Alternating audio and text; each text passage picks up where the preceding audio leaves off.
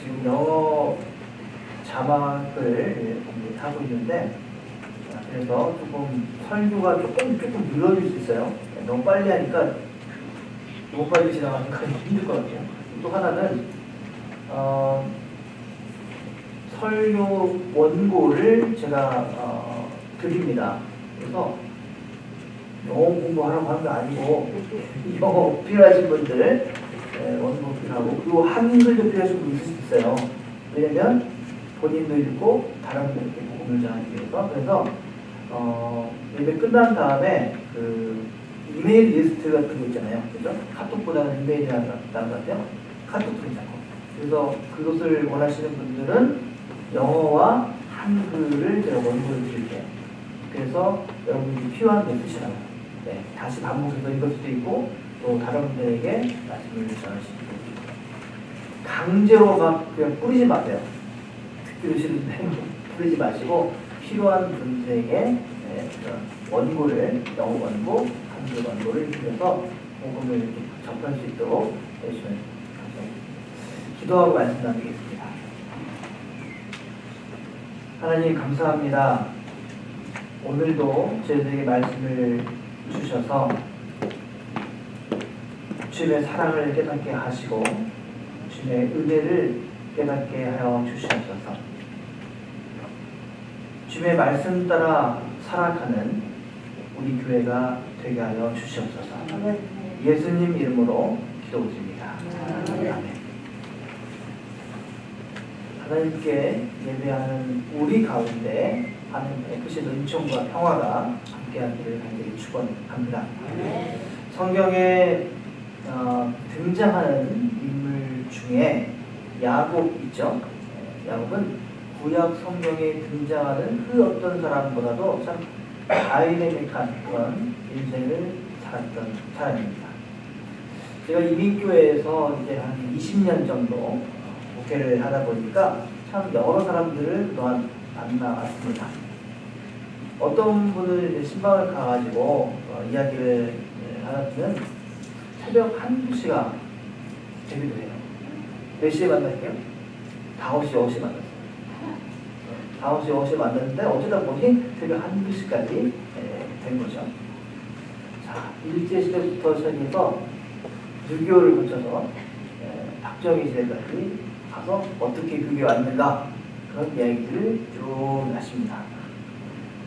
참 고생을 참 많이 했다, 이런 말씀을 하시죠. 참 가슴 아픈, 눈물겨운 이야기가 많습니다. 책으로 몇 권을 써도 모자랄 만큼 그런 이야기입니다. 자서전을 대표해드릴까, 전 목사니까 그런 생각까지 하기도 했습니다. 그런데 다른 또 분들을 만나서 또 신방을 하면은 그분도 참 고생을 많이 하셨어요. 일제시대 때 태어난 분은 아니에요. 근데 이제 부모님의 일제시대 얘기를 하시죠. 그리고 6.25 때 피난했던 얘기. 자기 기억도 안 나는데 등에 엎여서 봤던 얘기를 하시고요. 그런 얘기를 한참 듣다 보면은 또 시간이 훌쩍 지나가죠. 참 가슴 아픈 이야기입니다. 이민교회가 그런데 다 그렇습니다. 다 그래요. 그래서 이민교회를 제가 목회를 하면서 보니까 목회라는 게 뭘까? 듣는 목회 아닐까? 듣는 목회. 하나님께 울부짖고 하나님께 간구하는 그런 성도님들의 한숨과 눈물을 하나님 대신 닦아주는 그런 게 목회 아닐까, 그런 생각을 하게 됩니다. 그러면서 참 야곱 같은 인생을 다 사셨구나. 그래서 하나님의 긍휼의 눈으로 성도님들을 바라보게 되었습니다. 자, 우리 교회에도 야곱과 같은 그런 인생을 사신 분 없으십니까? 왜 없겠어요? 당연히 많이 계시겠죠. 아무튼 이 야곱이라는 인물은 성경의 그 어떤 인물보다도 참 파란만장한 그런 인생을 살아냈습니다. 그래서 애굽에 바로가 그에게 묻지요. 내 나이가 얼마냐? 성경에 있는 말씀이세요. How old are you? 한국말 번역했더니 내 나이가 얼마냐? 그러니 야곱이 말하죠. 내 나그네 길의 세월이 130년입니다. 130살 넘으신 분 있어요? 130년입니다. 내 나이가 얼마 못 되니 우리 조상의 나그네 길에 연주해지지 못하나 험악한 세월을 보내었나이다. 험악한 세월을 보내요. 130년 살다가 애굽의 이집트의 파라오를 만난 겁니다. 그래서 말하기를 130년밖에 못 살았는데 참 내가 험악한 세월을 살았습니다. 이렇듯 야곱은 그야말로 험악한 세월을 살았습니다. 자, 믿음의 조상 아브라함 있죠. 참 우여곡절이 많았던 그런 인물이지만은 야곱만 못합니다. 그렇죠? 애굽에 팔려가서 파란만장한 인생을 살다가 애굽의 총리 대신이 되었던 그 요셉 그도 있었지만은 야곱만 못한 것 같습니다. 여기에는 여러 가지 이유가 있는데 그 나름대로 그 중에 하나를 든다면 바로 자식이 많았다는 것입니다. 아들이 몇 명이죠? 보세요. 아들이 12. 야곱의 아들이 12입니다. 12명이 이스라엘의 12지파의 헤드가 되었죠. 그렇죠. 자, 아들이 12이니 딸도 있었을 텐데 웬일인지 성경은 딸의 이름을 한 명만 얘기를 합니다. 왜 한 명만 얘기했을까요? 바로 성경을 기록할 당시에 세상은 여자를 사람 취급 안 했어요. 죄송해요. 취급 안 했어요. 그래서 여자가 이름이 올라올 때는 매우 역사적으로 의미가 있거나 신학적으로 구원사적으로 의미가 있을 때에만 여자의 이름을 성경에 기록합니다. 그랬어요. 그러다 보니까 한 사람만 이름을 올리게 되었습니다. 그 딸의 이름이 뭘까요? 디나입니다. 디나 이름 한 사람. 그러나 성경의 창세기 기본을 보면은 여러 사람이 있었다라고 성경은 기록해 130살에 가서 살다가 죽었어요. 여러분 미국에 언제 오셨어요? 다 묻어서 이제 그 나이에 살다가 죽은 그야말로 야곱은 험악한 세월을 살았던 사람이죠. 자, 오늘 성경 본문이 전하고 있는 이 야곱의 이야기는 그가 앞으로 살아가야 될 이 험악한 세월의 첫 태도입니다. 비기닝이에요. 자, 야곱은 이 이야기를 기록할 때 성경은 두 가지 이야기를 기록하고 있죠. 처음에 첫 번째는 뭐죠? 야곱의 출생에 관한 이야기입니다. 야곱의 출생에 관한 이야기. 야곱은 쌍둥이로 태어났습니다. 쌍둥이. 어머니 리브가의 뱃속에서 동생과 형이 싸웠다고 했습니다. 자, 싸우는 건지 노는 건지 잘 모르겠는데 성경은 싸웠다라고 표현을 하고 있습니다. 이 문제를 하나님께 묻지요. 그러자 하나님께서는 큰 자가 어린 자를 섬길 것이다. 이렇게 데리고 가십니다. 자, 이제 시간이 되어서 출산을 하게 되니까 동생이 형의 발꿈치를 잡았다 했습니다. 자, 이런 일이 실제로 벌어지겠어요? 아니죠. 그렇게 하진 않겠죠. 자, 쌍둥이가 아마 뱃속에서 움직였는데 아이를 낳아보신 분들은 아시죠? 뱃속에서 움직이잖아요. 그런데 그것을 논다고 표현하지 않고 싸운다. 한국 사람들은 새가 노래한다고 하지 않죠. 새가 운다라고 하잖아요. 새가 운다. 한국 사람 정도는 그래요. 미국 사람들은 새가 운다라고는 안 하는 것 같아요. 노래한다. 그런 것처럼 쌍둥이가 뱃속에서 논다? 아니요. 싸운다. 이 표현을 했어요. 그리고 형과 동생이 거의 동시에 나왔는데 이걸 보면서 동생이 형의 발꿈치를 잡았다라고 표현을 했습니다. 진짜 그랬을까요? 네. 이것을 왜 창세기가 말하고 있을까요? 그것은 바로 이 이야기를 통해서 형과 동생의 위계 질서가 바뀌었다 이 얘기를 하고 싶은 것입니다. 자, 그 사실은 두 번째 이야기에서 더 구체화됩니다. 쌍둥이 형제는 무럭무럭 자라서 이제 어른이 되었어요. 사냥꾼이 된 그 에서는 들과 산으로 나가서 지냈습니다. 야곱은 조용한 사람이었어요. 그래서 집에서 어머니를 도와서 살림을 맡아서 했습니다. 자기의 성품대로, 그렇죠? 성품대로 사냥꾼으로 집안 살림꾼으로 살았던 것입니다. 너무나 평범한 이야기죠. 당연한 얘기죠. 그럴 수 있죠.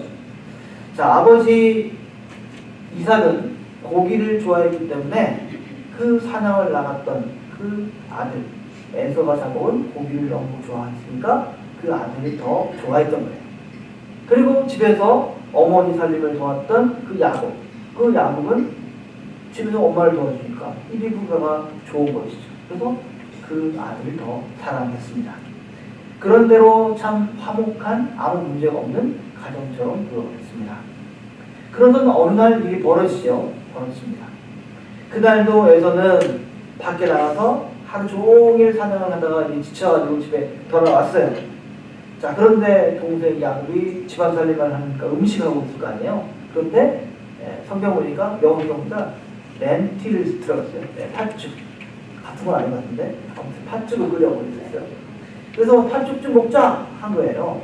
그러자 야곱은 이때를 놓치지 않고 팥죽과 떡을 주는 대신에 형, 장자의 명분을 나한테 다시오 이렇게 말합니다. 자, 에서는 배가 고파 죽게 되었으니까 장자의 명분이 뭐가 중요하냐 하면서 야곱의 제안을 받아들입니다. 두 사람 사이 거래가 성사가 됐어요. 자, 에서는 정신없이 팥죽과 떡을 먹고 성경 보니까 되게 빨라요. 진행이 집 밖으로 나오면서 뭐하러? 사냥하러 나오니까요. 자, 이 사실에 대해서 그러나 성경은 매우 매섭게, 어쩌면 매섭게 얘기하고 있습니다. 뭐냐면 에서가 장자의 명분을 가볍게 여겨라 했습니다. 에서가 장자의 명분을 가볍게 여기겠다. 이 두 이야기, 출생에 관한 이야기, 그리고 팥죽을 가지고 장자의 명분을 사업한 이야기, 이 두 이야기를 통해서 지금 무엇을 우리에게 말씀하려는 것일까요? 자, 이야기 자체로만 보면 좀 황당하죠. 재밌기도 하지만 황당합니다. 쌍둥이 형의 발꿈치를 잡는다거나 형제들끼리 팥죽으로 장자의 명분을 사고 판다고 하는 것 자체가 좀 만화 같아요. 동화 같아요. 재미있는 그냥 얘기예요. 그냥 지나갈 수 있는. 더군다나 형 에서와 동생 야곱을 비교해 보면은 어떻습니까? 누가 봐도 에서가 멋있어요? 야곱이 멋있어요? 에서가 멋있죠. 사냥하잖아요. 근육이 많았을 거예요. 복근 내셨을 것이고 아주 멋있습니다. 자, 장자의 그 명분에 연연해 하지 않는 그런 참 대장부의 모습 멋있잖아요. 자, 아버지 이삭이 큰아들 에서에게 이제 장자의 축복을 주는 의식을 하려고 할 때에 야곱이 가로채버립니다. 그렇죠? 성경 뒷부분에는 옷을 막 이렇게 뭐 동물의 가죽을 해가지고 그렇잖아요. 가로채버립니다. 그럴 때 에서가 그걸 알게 돼서 어떻게 됩니까? 죽이려고 하죠. 막 엉엉 크게 울고 화가 나가지고 막 죽이겠다 이렇게 얘기를 합니다. 자, 실제로 죽이려고 했는지 아니면 너무 화가 나서 그런 말 했는지 모르겠어요. 성경은 자세하게 말하지 않습니다. 자, 이제 야곱을 죽이겠다. 가인과 아벨처럼 형의 동생을 죽이는 것처럼 이 동생을 죽이겠다는 그 에서의 말을 누가 들었냐면 어머니 리브가가 들었어요. 동족 야곱이 무슨 년 지났어요? 그 야곱이 이 형의 화가 혹시 풀리지 않아서 나를 죽일까 걱정을 했죠. 그런데 어땠습니까? 직접 만나보니 에서는 혈육의 정으로 살갑게 대해줍니다. 이상하죠. 에서는 끝까지 멋있어요. 끝까지 멋있어요. 화음은 낼 수 있잖아요. 그렇죠? 그러나 살갑게 대해줍니다. 거기에 반해서 야곱은 어떻습니까? 남의 약점을 이용하고 속이기를 잘했던 사람이었습니다. 그는 하란에 있는 누구? 외삼촌 라반의 집에 갔죠. 외삼촌의 그 집에 가서 그 재산을 가로챘습니다. 나쁜 재산이시죠. 교묘한 방식으로 머리를 써가지고 가로챘습니다. 이런 일들을 보면은 그 야곱의 인간성이 얼마나 나쁜가, 야비한가를 알 수 있습니다. 제가 친구를 삼는다면, 여러분이 친구 삼는다면 에서를 친구 삼을래요? 야곱을 친구 삼을래요? 당연히 에서죠. 에서를 하는 게 낫습니다. 그런데 신기한 것은 성경은 하나님께서 누구를 사랑하셨다고요? 야곱을 사랑하셨어요. 야곱을 택하셨어요. 이게 저의 숙제입니다. 왜 그랬을까요? 자, 왜 그랬을까요? 자, 사도 바울은 이 사실에 대해서 로마서 9장에서 언급합니다. 기록된 바 내가 야곱은 사랑하고 에서는 미워하였다 하심과 같으니라. 하나님께서 하신 말씀입니다. 자, 야곱이 그러면 옳았기 때문에 하나님께서 야곱을 사랑하였습니까? 아니죠. 그게 아닙니다. 또한 에서가 뭔가 잘못을 많이 해서 하나님이 미워하신 것도 아니었습니다. 하나님의 선택은 일방적이었습니다. 그냥 내가 이렇게 할게. 내가 이렇게 할게. 이런 하나님은 우리가 볼 때 정의롭지 않아 보입니다. 심지어. 그래서 사도 바울 여기에 대해서 대꾸합니다. 로마서 9장 14절 말씀입니다. 그런즉 우리가 무슨 말을 하리요? 하나님께 불의가 있느냐? 그럴 수 없느냐? 하나님은 불의한 하나님이 아니라는 것이죠. 사람의 기준으로 하나님의 선택을 우리가 정의롭다거나 불의하다거나 이렇게 판단할 수 없다는 것입니다. 하나님의 선택에 대해서. 자, 야곱과의 이야기를 인용한 사도 바울의 이야기를 한번 더 들어보십시오. 그 다음 절입니다. 9장 15절. 모세에게 이르시되 내가 긍휼히 여길 자를 긍휼히 여기고 불쌍히 여길 자를 불쌍히 여기리라. 아멘 하기 쉽지 않아요? 아멘 하기 쉽지 않아요? 자, 그러면서 사도 바울은 이 이야기를 더 확장해서 토기장 이야기로 설명을 합니다. 자, 토기장이 아시죠? 도기를, 자기를 만드는 사람. 자, 자신의 생각대로 어떤 것은 귀하게 쓸 그릇으로, 어떤 것은 보통 쓸 천이 쓸 그릇으로 만들잖아요. 그런 것처럼 하나님은 사랑할 사람을 사랑하고 미워할 사람을 미워할 권한이 있다. 이렇게 사도 바울은 설명합니다. 자, 출애굽 당시에도 이스라엘 민족으로 하여금 광야로 나가서 하나님께 제사를 드릴 수 있게 해달라 하는 그 모세의 요청에 이 애굽의 바로는 어떻습니까? 듣지 않죠. 듣지 않습니다. 마지막에 결국에 애굽에 있는 모든 첫 아들, 장자가 죽게 되는 10번째 재앙까지 맞게 됩니다. 계속 안 하는 것이죠. 9번째 재앙이 내릴 때까지 이 바로의 마음, 파라오의 마음은 그야말로 완고했습니다. 이런 성경의 표현에 대해서 우리가 참 이상하죠. 왜 그렇게 됐을까? 그러나 이 이야기를 듣다 보면 우리가 오해하기 쉽습니다. 자, 이것을 확대하면 어떤 생각까지 미치게 되냐면 교회에 나오는 사람은 구원받고 교회에 나오지 않는 사람은 다 지옥 간다. 이렇게 우리가 생각하는 버릇이 있습니다. 그 말을 새겨들어야 되는데 그냥 딱 그렇게 얘기하는 거죠. 자, 그런 생각은 성경적이지 않습니다. 그런 생각은 잘못된 것입니다. 토기장이의 비유나 오늘 본문의 야곱 이야기는 일종의 편가르기 이야기가 아닙니다. 하나님께서 일방적이시다 그런 말도 아닙니다. 그것은 바로 하나님의 행위가 우리의 판단 기준을 넘어선다는 얘기입니다. 우리의 판단 기준을 넘어선다. 왜 그럴까요? 당연하죠. 지금 우리는 세상을 전체적으로 대면하지 못하기 때문에 그렇습니다. 오래 살아봤자 100살 아니에요? 100년 가지고 1000년, 만년을 어떻게 판단합니까? 그럴 수 있어요? 만난 지 1시간 됐는데 그 사람의 인생을 평가하십니까, 여러분들? 아니죠. 만난 지 2년, 3년밖에 안 됐는데 그 사람의 인생을 다 평가할 수 있습니까? 이게 동서한 것이죠. 그렇지 않습니다. 우리는 결코 하나님이 그리시는 큰 그림을 다 파악하지를 못합니다. 우리의 눈으로, 우리의 이성으로, 우리의 한계를 가지고 세상 전체의 그림을 가지고 하나님의 일을 하시는 그 하나님을 우리가 판단할 수가 없다는 것입니다. 하나님은 세상 모든 삼라 만상보다 크신 분입니다.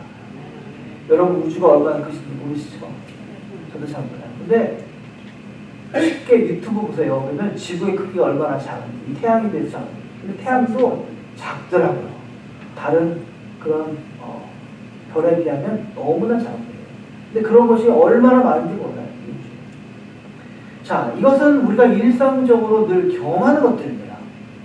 우리는 이 세상의 악이 당장 없어져 버렸으면 좋겠다고 생각합니다. 영화나 드라마 보면은 악당이 나오잖아요.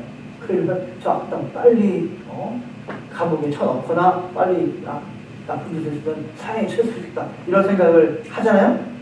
그러나 그런 아주 단순한 생각으로, 그런 짧은 생각으로 악을 참으시고 계시는 하나님을 우리가 판단할 수가 없다는 것입니다. 하나님의 자비와 긍휼이 얼마나 깊은지, 얼마나 큰지 우리는 다 알지 못한다는 것입니다. 어쩌면 하나님의 그런 속성 때문에 우리가 살 수 있는지 모릅니다. 만일 죄가 있을 때마다 처벌을 하고 없애버리면 이 예배당에 아무도 없습니다. 누가 살아나나요? 살아남을 수 없습니다. 제가 종종 하는 예화인데 어린아이가 둘이 있어요. 자, 형과 동생이 있어요. 놀다가 우리 어릴 때는 부모님이 애들만 놓고 나왔을 때 많았었어요. 제가 고등학교 1학년, 초등학교 1학년 때 동생이 1살 차이인데 동생과 돌봤어요. 1년 차인데. 그리고 집에서 있는 거예요. 그러다가 그릇을 깼어요. 요리 그릇을 깼어요. 자, 그러면 이제 와, 동생 어떻게 생각합니까? 형이 깼어. 이제 엄마 보면 죽었어. 는 그 생각을 하죠. 엄마 아빠 왔어요. 뭐라고 합니까? Are you okay? Are you okay? 혹시 안 다쳤어? 피 안 났네? 안 됐어. 자, 동생 어떤 생각합니까? 형이 깼으니까 분명히 엄마 아빠한테 매맞아 죽었다. 큰일 났다 했는데 안 혼내는 거예요. 오히려. 사소한 것은 혼내는데 좀 큰 걸 안 혼내요. 그냥. 그렇죠? 안 혼내. 큰 것을 오히려 안 혼내요. 혼낼 것을 기다리고 있는데 혼내질 않는 거예요. 자, 하나님의 일하심은 우리가 볼 때 일방적일 뿐이지, 우리가 이해할 수 없을 뿐이지, 실제로는 훨씬 근원적인 선이고 훨씬 근원적인 정의이고 더 근원적인 진리에 속한다 이 말씀입니다. 그렇다면 우리의 생각과 우리의 한계를 뛰어넘으시는 그 하나님 앞에서 우리가 할 수 있는 것은 뭡니까? 뭐죠? 답은 분명합니다. 그것은 자신의 생각에 고립되지 말고 나의 판단에 다 모든 것을 판단하지 말고 하나님의 생각에 내 마음을 여는 것입니다. 그걸 뭐라고 합니까? 순종이라고 부릅니다. 순종. 형 에서처럼 배고프다는 나의 현실에 내가 떨어져 버려서 나에게 맡겨진 장자의 명분을 받아들이는 것입니다. 우리는 누구나 장자의 명분을 받은 사람들이에요. 이 장자의 명분이라는 게 뭘까요? 자, 마다들 장자는 고대 사회에서 가족 관계를 전제하는 말입니다. 여러 명 있으니까 장자가 있겠죠. 혼자 있는 경우도 장자가 있어요. 자, 고대 유대사에서는 이 마다들의 권리, 장자의 명분은 바로 하나님의 축복과 연관되는 것입니다. 그들은 하나님의 이 장자의 자리가 바로 축복의 통로라고 생각했습니다. 큰아들을 통해서 하나님의 축복이 우리 가정에 들어온다 라고 믿었습니다. 그리고 그렇게 교육을 했습니다. 그렇기 때문에 장자의 명분을 유지한다, 이 말은 하나님과의 관계가 유지된다, 이 뜻입니다. 자, 그렇기 때문에 에서가 장자의 명분을 가볍게 여겼다, 이 말은 뭔가 하나님과의 관계를 가볍게 여겼다, 이 말입니다. 이것이 무엇을 의미하겠습니까? 저는 하나님과의 관계를 가볍게 여기지 않습니다. 그래서 목사가 된 하나님 부르기 때문에 하나님 앞인데 가볍게 여기지 않기 때문에 그런 거예요. 네. 자, 가볍게 여기지 않는다. 이 말이 무슨 말일까요? 자, 에서가 나쁜 놈이기 때문에 하나님께서 그를 미워하셨습니까? 아니요. 그가 인간성이 형편없어요? 아니요.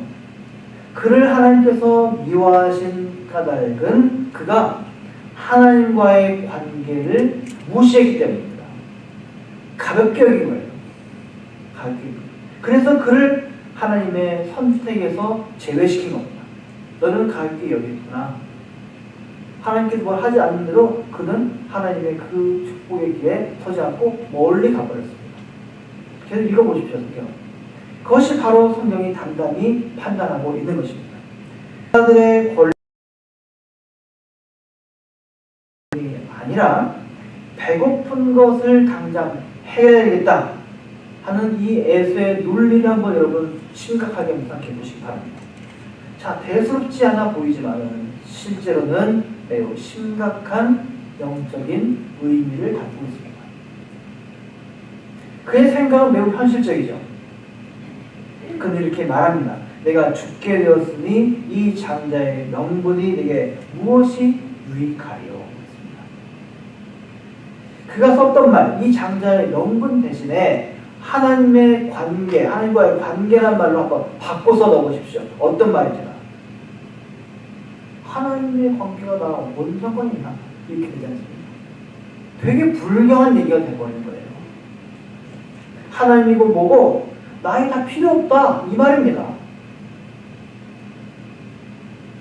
에서는 부모로부터 교육을 받았습니다. 하나님의 축복과 장자의 명분에 대해서 배웠던 사람입니다.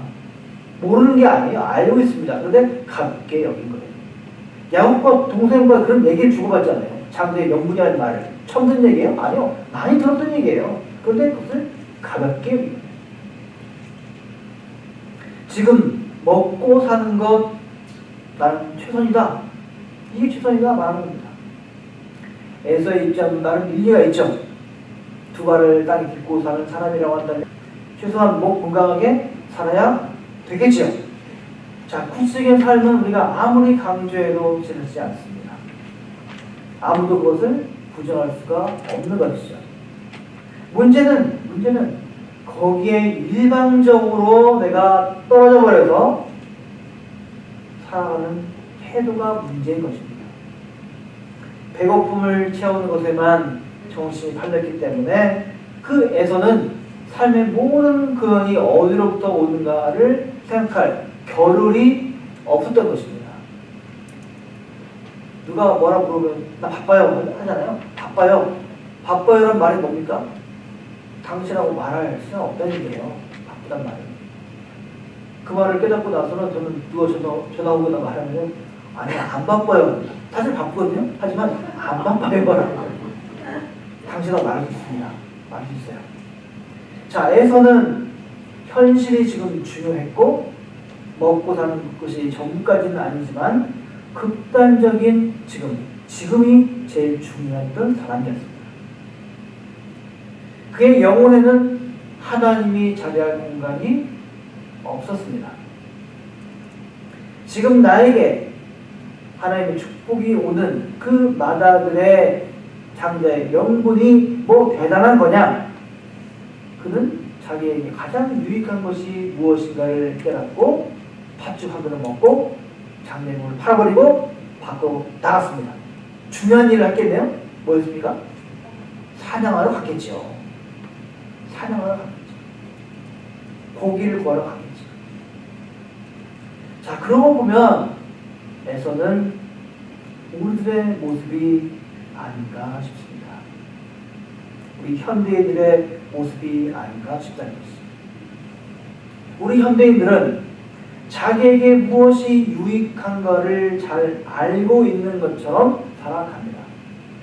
집을 사고 사업을 늘리고 건강을 체크하고 노후를 준비하는 그런 것이 매우 유익한 것이죠. 틀린 말 아니죠. 유익한 것입니다. 이것이 삶의 현실이죠. 거기에 몰두하죠. 다른 것을 생각할 겨를이 그래서 없습니다. 사냥에서 막 돌아온 에서처럼 늘 배고프죠. 하나를 준비되면 그 다음 게 나오죠. 안 그런가요? 하나를 다 준비했더니 그 다음 게 나오잖아요. 그 다음 거 했더니 뭐또 나오잖아요. 제 아들이 12학년인데 대학 보냈잖아요. 보내면 둘째가 또 12학년 또 가겠네? 대학 가겠네요? 대학 보낸다는 거예요. 끝났어요 이제? 아니죠. 뭐 하겠죠. 그 다음에 또 뭐 하겠죠. 뭐 하겠죠. 그러다 끝난다니까요. 현대인들은 아무리 먹어도 허기가 가지 않는 병에 걸린 것처럼 보입니다. 계속 배고파요. 계속 에서처럼 내가 배고파 죽게 되었으니까 나에게 유익한 것이 무엇인가를 찾으려고 아우성친다는 것입니다. 우리는 그런 현대인들의 그 흐름 속에서 살아가고 있습니다. 자, 그러면 우리는 어떻게 해야 할까요? 예수 믿는 우리들은 어떻게 해야 되겠습니까? 이런 현대의 흐름을 개인적으로 벗어나기가 매우 어렵죠. 어렵습니다. 창자의 명분이 중요하다는 그 사실을 잘 알고 있지만 당장은 현실에 유익한 것만 눈에 들어옵니다. 예배 끝나자마자 친구 끝나자마자 집에 가는 길에 뭐가 생각나죠? 뭐 준비할 거, 뭐 할 거, 그렇지 않습니까? 우리의 모습이잖아요. 자, 하지만 어떻습니까? 그게 답인가요? 답이 아니죠. 답이 아니죠. 우리는 에서가 될 수가 없습니다. 에서가 되서는 안 됩니다. 에서가 되어서 하나님의 선택에서 제외되어서는 안 되죠. 어떻게 해서든 하나님께서 살아가시는 그쪽에 우리는 서야 됩니다. 하지만 내가 무언가를 잘 해서 그래서 하나님께서 나를 사랑하시겠지라는 생각을 하게 되는데 그것은 답이 아닙니다. 단편적으로 생각하시면 안 돼요. 에스처럼 판단되니까 나는 에서 반대로 해야지 했는데 그러면 하나님께 사랑받겠지? 아니에요. 또 아닙니다. 한번 야곱 보세요. 야곱을 보세요. 야곱이 잘한 게 뭐였죠? 야곱은 형의 장자권을 중간에 가로챈 게 전부입니다. 형의 약점을 잡아서 장자의 명분을 훔쳐서 달아났죠. 그리고 도망자 신세를 20년 동안 했는데 20년 동안 뭐 했습니까? 외삼촌 그 라반의 집에 와서 훔쳤습니다. 또 나쁜 짓 또 했어요. 그는 자기 욕망대로 살았고 계속 속이는 짓을 계속 했습니다. 그는 속이는 자고 훔치는 자였습니다. 이름이 뭐예요? 야곱. 야곱이 지금 뭡니까? 속이는 자입니다. 이름을 저도 왜 그렇게 줬을까? 속이는 자, 너는 속이는 자 해라. 속이는 자. 그게 바로 야곱의 인생이었습니다. 그러니 우리 질문은 또다시 계속 알지 못합니다. 그게 답이에요. 답을 알지 못합니다. 그래서 질문을 바꿔야 돼요. 하나님께서 야곱을 왜 사랑하신다가 아니라 하나님께서 왜 나를 사랑하셨나? 왜 나를 사랑하시다로 바꾸시면 됩니다. 왜 하나님께서 나를 사랑하시나? 여러분이 착한 일을 그동안 해왔기 때문에 하나님께서 여러분을 사랑하신다라고 생각하십니까? 아닙니다. 여러분이 앞으로 옳은 일을 하기 때문에, 옳은 일을 할 거기 때문에 하나님께서 여러분을 앞으로 사랑하신다고 합니까? 아니요. 그것도 아니에요. 우리의 행위로 인해서 하나님은 우리를 사랑하지 않으십니다. 아버지가 아들을 사랑하는 까닭은 착한 아들이라서가 아니라 그냥 아들이기 때문입니다. 그냥 아들이기 때문에 사랑하는 거예요. 제 아들이 착하고 예의 바르고 좋은 대학에 갈 거기 때문에 사랑할까요? 아니요. 그것 때문에 사랑이 아닙니다. 오히려 못되게 굴고 좋은 대학에 못 가고 형편없이 부를 때 아마 더 사랑할지 모릅니다. 그렇지 않습니까? 왜요? 아들이니까요. 아들이기 때문에. 그렇기 때문에 하나님께서 야곱을 사랑하시는 까닭은 원인과 결과, cause and effect, 그 인과 율, causality, 인과 율에 의해서 또는 우리가 착하거나 또는 악하거나 그런 도덕률의 범위를 훨씬 뛰어넘는 하나님의 섭리와 구원의 경륜으로 하나님을 바라봐야 하기 때문에 그렇습니다. 어려운 말일까요? 그렇기 때문에 우리가 하나님의 사랑과 은혜를 나의 머리에 다 담을 수 없고 나의 경험으로 다 파악할 수가 없는 것입니다. 다만 어떤 사람들은 야곱과 같은 험악한 세월을 다 산 연후에 또 어떤 분은 남에게 표현할 수 없을 만큼 그 극심한 고통 가운데에서 또 어떤 분은 거울을 보다가 문득 어느 날 예기치 않은 그 순간에 누미노제라고 해요. 누미노제. 하나님의 그 거룩하심, 하나님의 그 거룩하심을 체험하게 됩니다. 거룩의 체험이라고 하죠. 거룩의 체험을 어느 날 문득 내가 예상치도 않게 하게 됩니다. 우리가 시간 속에 살잖아요. 이 시간 속에 현현하시는 하나님의 영원을 어느 날 갑자기 우리가 깨닫게 된다는 것입니다. 하나님의 통치와 하나님의 나라가 이미 이 땅에 임했음을 어느 날 문득 갑자기 머리에서 발끝까지 전율을 느끼면서 깨닫게 된다는 것입니다. 아멘. 내가 노력해서가 아니에요. 사도 바울이 뭘 잘했어요? 굉장히 잘했습니까? 그래서 부활하신 예수님께서 담에색 도상에서 사도 바울을 만날 수 있다고 생각하십니까? 아니요. 하나님의 일방적인 선택이었습니다. 사도 바울이 똑똑해서 아주 잘나서 만났다고 생각하십니까? 아니요. 그냥 만난 겁니다. 나중에 보니까 사도 바울이 똑똑한 사람이었던 거죠. 나중에 보니까. 그런데 그런 그 똑똑한 것들을 다 똥처럼 생각했어요. 더러우시라고 생각했어요. 자기 똑똑한 것들. 혹시 여러분 사시면서 야곱처럼 인생을 사셨습니까? 누구에게도 말할 수 없는 고통과 아픔이 여러분의 영혼을 지금 짓누르고 계십니까? 그 무엇으로도 해결할 수 없는 막막함 때문에 내가 이제부터 어떻게 무엇을 해야 될지 모르십니까? 우리의 아버지 되시는 하나님은 험악한 세월을 살아내신 여러분 곁에서 그 시간 동안 여러분의 한숨을 들어주셨고 여러분의 눈물을 부셨고 여러분의 지친 손과 발을 쳤습니다. 멀리 계신 게 아니라 그 세월 내내 그렇게 하셨습니다. 왜 그랬습니까? 여러분을 사랑하시기 때문에. 아멘. 비록 야곱처럼 우리는 참 보잘것없는 그런 우리들이지만 주님은 우리를 사랑하시기 때문에 이렇게 말씀을 하시죠. 무엇을 먹을까, 무엇을 마실까, 무엇을 입을까 염려하십니까? 그러면 교만한 사람 되지 마십시오. 교만하지 않은 사람처럼 한번 살아보십시오.